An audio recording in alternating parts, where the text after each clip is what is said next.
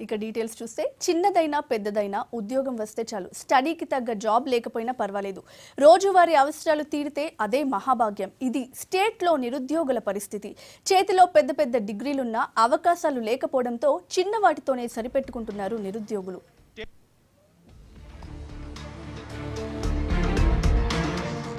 స్టేట్లో నిరుద్యోగులు పెరిగిపోతున్నారు. డిగ్రీలు ఉన్నా జాబ్స్ లేక ఖాళీగా ఉంటున్నారు. కోర్సులు పూర్తి చేసి ఏదో ఒక జాబ్ కోసం ఏళ్లకేళ్లు ఎదురు చూస్తున్నారు.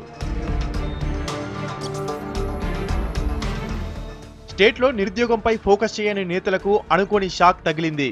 లాస్ట్ మంత్ 32 హోంగార్డ్ పోస్టులకు నోటిఫికేషన్స్ ఇచ్చింది సర్కార్. నిరుద్యోగుల అప్లికేషన్ చూసిన అధికారులకు మైండ్ బ్లాక్ అయింది. అప్లై చేసిన వారిలో ఇంజనీరింగ్ విద్యార్థులే ఎక్కువగా ఉన్నారు. ఈ హోంగార్డ్ ఉద్యోగానికి మినిమం క్వాలిఫికేషన్ 7వ తరగతి. కానీ అప్లికేషన్స్ లో ఒక్కరు కూడా 10th క్లాస్ కంటే తక్కువ చదువుకున్న వారు లేరు. పీజీ, బీటెక్ క్వాలిఫికేషన్ విద్యార్థులే ఎక్కువగా అప్లై చేశారు.